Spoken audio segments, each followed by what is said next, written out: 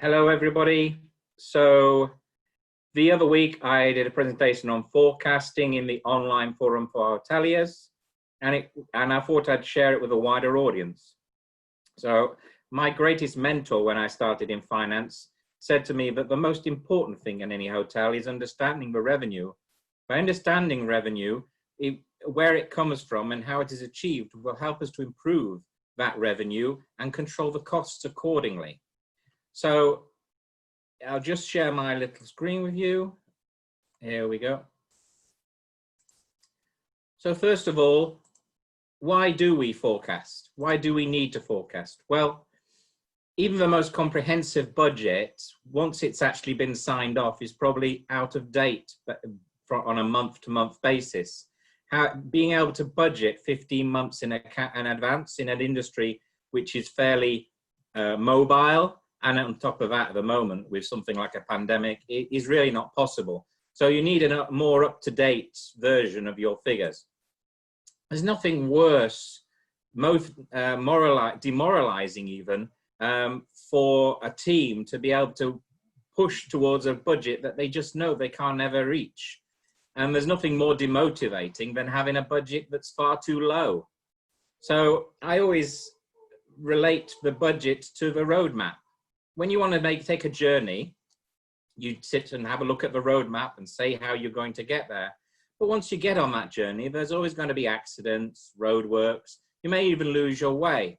So you always revert to the GPS. And for me, the forecast is your GPS for your business. Yeah, it can be used then to help control costs. And it's an ongoing process. It's not something you do perhaps once a month and then forget about it. It should be part of your living genes within the hotel industry. So how often should you forecast? Well, under normal circumstances, I used to forecast perhaps every 2 weeks for a full month in advance with detail and have a good 3-month brief. After COVID, I think every week or possibly even day, we're going to be looking at forecasts and just trying to analyze where we've come in the past couple of days and where we think we'll be able to go. So the main thing with any forecast is to encourage participation from your team, because if they're involved in that forecast, they'll buy into making it happen. So first good point about forecasting is it has to be on a day-by-day basis. You learn more about the trends and it's easier to learn from regular testing. If you're doing a forecast once a year for the next year, then you're not going to get much chance of practice. Whereas if you're doing a forecast regularly for every Tuesday, then eventually you're going to get quite good at saying what your business is going to be like on a Tuesday. So also you learn more from daily deviations. If you've got a lot of hotels do a monthly forecast and then divide it by 30, but that doesn't really help, because it just means you've got a deviation every single day of a month against what your forecast is. If you start to do a detailed forecast on a day-to-day basis, you'll soon find there's certain days where your forecasting isn't quite what you expected it to be. And those are the days you can actually learn more from, because they'll tell you what happened that day. What was it strange about that day that meant you didn't actually make the figures you were expecting to make? And that's where the use that comes out of a forecast. Also, obviously, you've got fluctuations for weekends, for bank holidays, for various events. If you have an extra weekend in a month, it will blow out what you will normally expect for a certain month. And you've got to take that into account. Whereas if you're doing a day-to-day forecast and you're taking into account weekends and taking into account bank holidays, that fluctuation will just come through automatically. And as you grow your knowledge of doing the forecast, and especially with lockdown, you will eventually get to a stage where it makes more sense, where you're actually being able to grow a knowledge of the future, even though it's changing every day. You'll at least be able to see some kind of trends.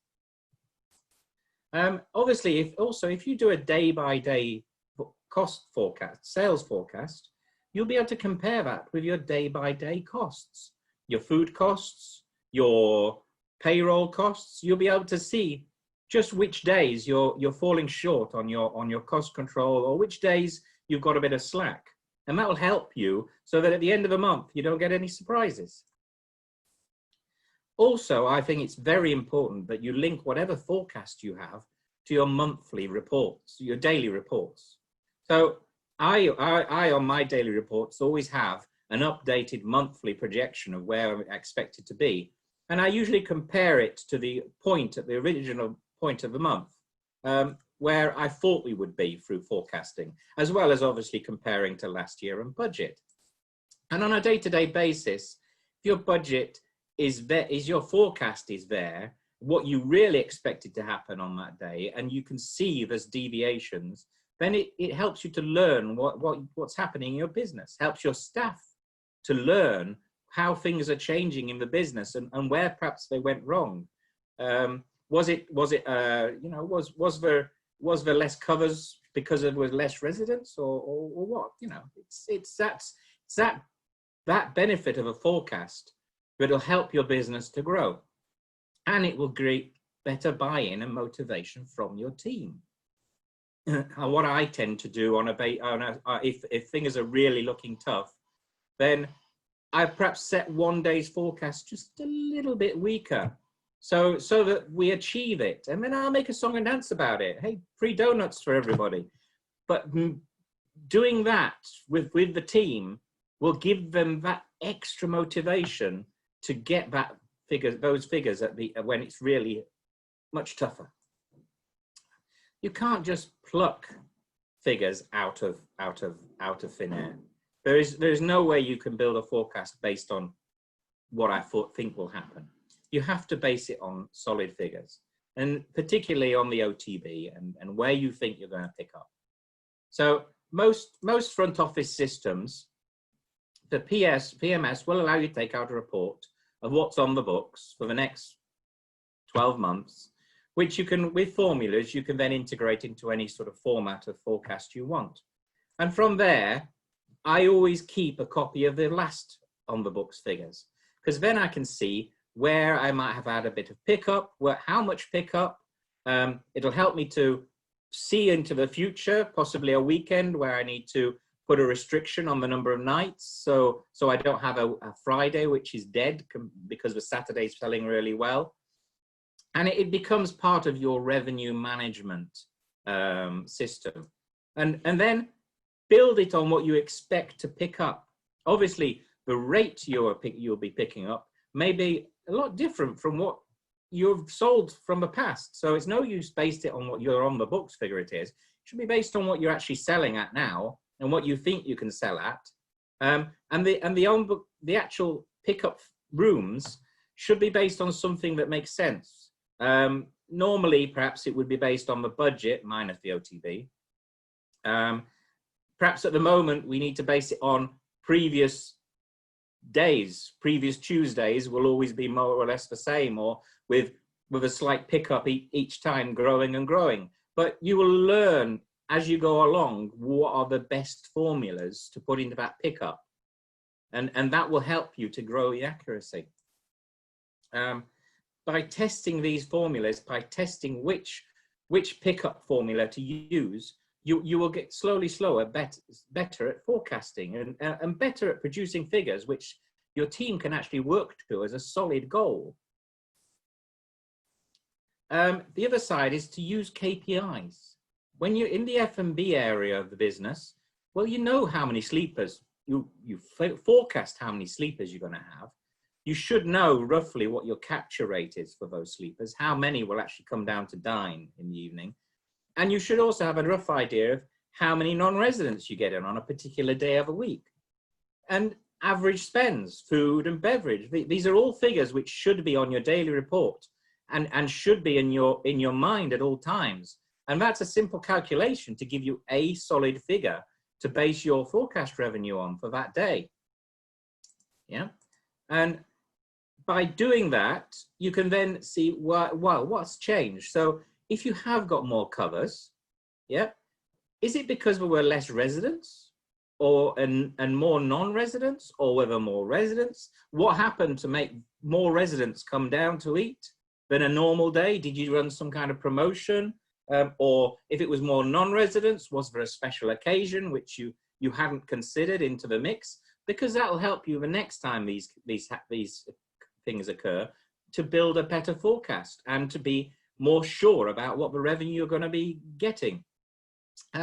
Some hotels even manage to flex by their market segment.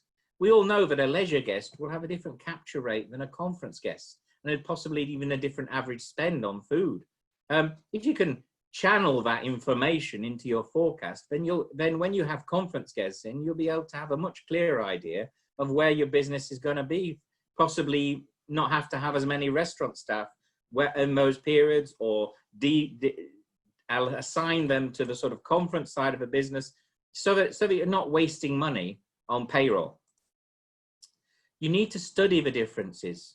You will learn more about your business and make more improvements to your business and more improvements to your forecast, which again will help your cash flow forecast. Yeah. If you don't have the data now, start to collect it.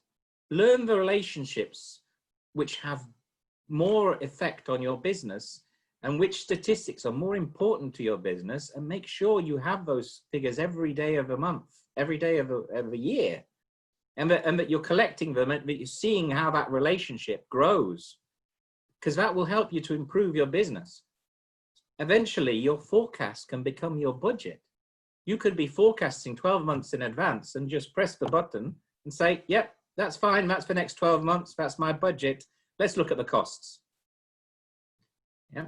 So in summary, as far as revenue forecasting is concerned, forecast will help you guide your business.